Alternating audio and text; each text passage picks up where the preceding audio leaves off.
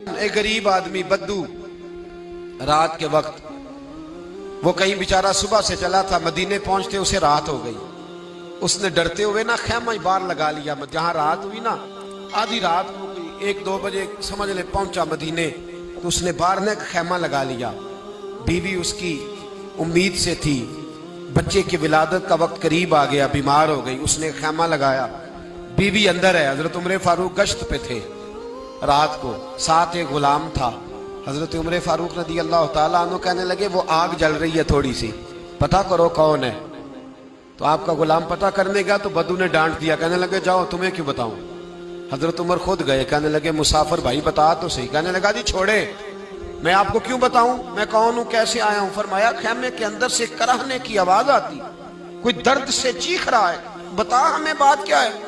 कहने लगा जी मैं फलां बस्ती फलां इलाके का एक गरीब हूँ, अमीरुल मोमिनीन उमर फारूक से मिलने आया हूँ और रात हो गई है तो यहाँ खैमा लगाया है, सुबह मैं उनसे मिल के चला जाऊंगा। तो रात को तकलीफ देना पसंद नहीं किया, तो मेरी बीवी उम्मीद से थी, अब बच्चे की विलादत का वक्त करीब है, पास कोई नहीं। हजरत उमर कहने लगे तू ठहर, मैं अभी आया।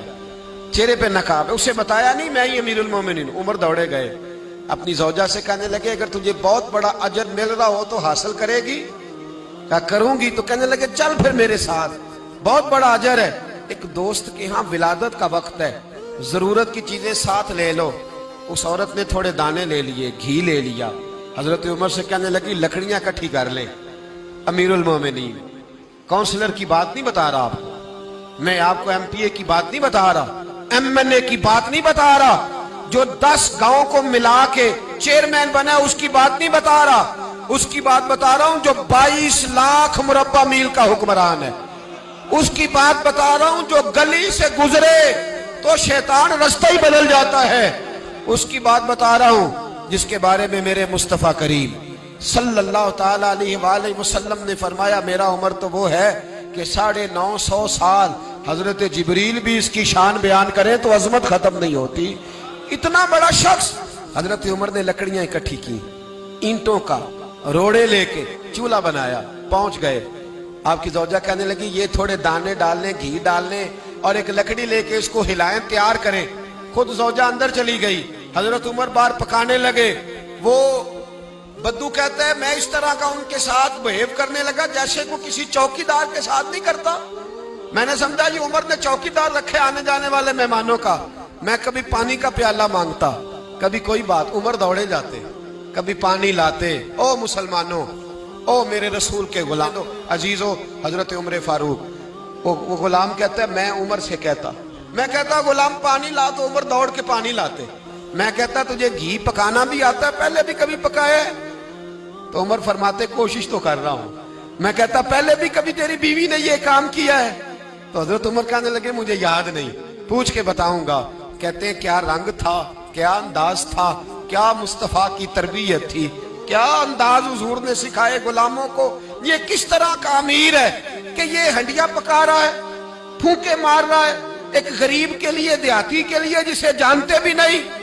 अंदर उस शख्स की बीवी के यहाँ बेटा पैदा हुआ तो हजरत उमर की बीवी अंदर से बोल के कहने लगी अमीरुल मोमिनीन मुबारक हो, आपके दोस्त के यहाँ बेटा पैदा हुआ है। जब कहा ना अमीरुल मोमिनीन मुबारक हो, तो वो शख्स कहता है मेरे हाथ कांपने लगे और मैं इस तरह दौड़ा कि मेरी पगड़ी गिर गई।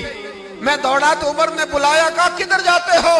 कहने लगा आप अमीरुल मोमिनीन हैं, आप अमीरुल मोमिनीन, आप उमर हैं। कैसर किसरा जिसके नाम से कांपे आप वो हैं जिसे मुस्तफा ने दुआ मांग के अल्लाह से मांगा, वो वाले उमर है आप।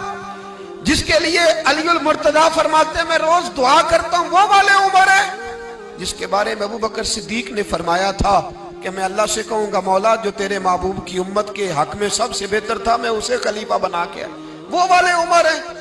उमर अमीरुल मोमिनीन की बीवी वो तो खातून अव्वल होती है, वो तो मलका होती है, और तेरी बीवी दाई बनकर एक गरीब के बच्चे के पास बैठी रही विलादत के वक्त।